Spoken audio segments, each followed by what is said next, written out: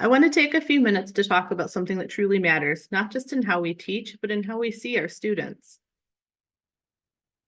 The language we use when talking about autistic students isn't just about being respectful. It actually shapes the way we think, how we interact, and the kind of support we provide. You've probably heard terms like high functioning or low functioning. While those phrases might seem helpful, they might not be as helpful as we think. Let's look at why these labels don't tell the whole story. We'll explore better ways to describe and support autistic students that recognize the full picture of who they are and not just how they function. Autistic people are diverse and complex. Some people have limited speech and others develop advanced language abilities from a young age. For some, eye contact is uncomfortable or even painful, while others can make eye contact with little to no difficulty. Some autistic people have intellectual disabilities and others don't. These are just a few examples of the diversity of autism. For some, autism is a completely invisible disability. For others, the traits might be easily identified in only one interaction. So this leads to misconceptions like thinking that some people are high or low functioning. Labels like mild, moderate, and severe can be misleading. Even the word spectrum can reinforce this misconception, making people think of autism as a straight line or scale where some people are more autistic and some are less autistic, but it's really not that simple. Everyone has both strengths and challenges that can change over time and across settings. We don't fit neatly into categories, so we have what we call spiky profiles, and we'll look at some examples of these. Each circle in this graph shows the functioning level in a variety of areas for one person across different environments. This demonstrates that an individual is not either high functioning or low functioning. Rather, they have some areas that are strengths and others that are more of a challenge. And these create peaks and valleys in the graph, hence the name spiky profile. It also demonstrates that the same person may struggle with one area, like sensory overload, in one environment, but not so much in another environment. Here's another example of a spiky profile. This person has some strengths and some challenges. If there were really people who were completely high functioning, this graph would have a relatively straight line across the top. If someone were completely low functioning, the graph would show a relatively straight line across the bottom. But this isn't what life is really like.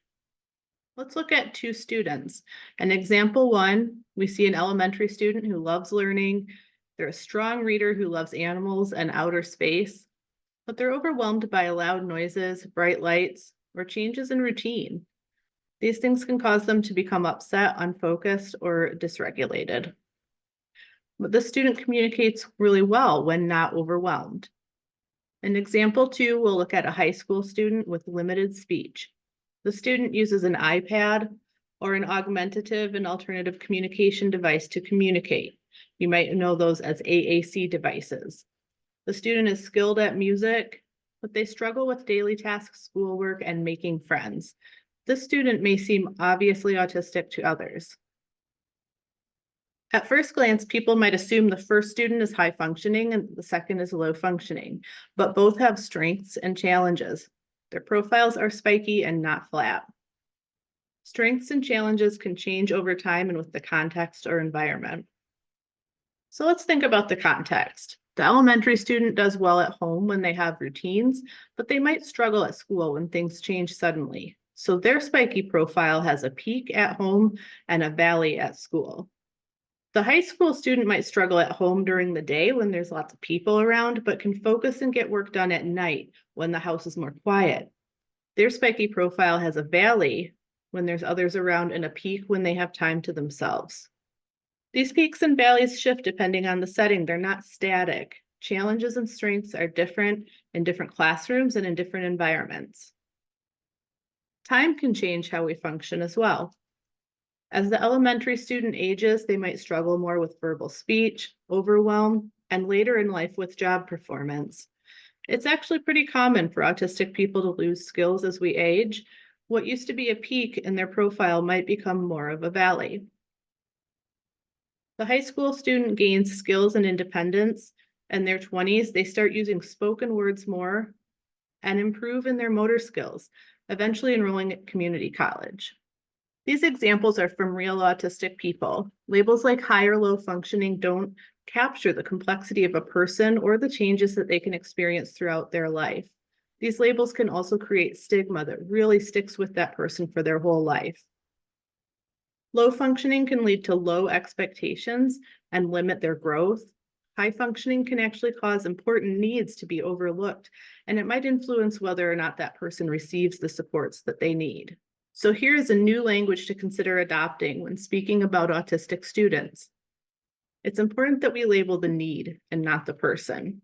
When we describe a student by what they need, rather than assigning them a fixed label, we create space for meaningful support, personal growth, and dignity. Here's what we can say instead. Joe is autistic and doesn't make eye contact. He needs to be able to move his body during carpet time without being judged.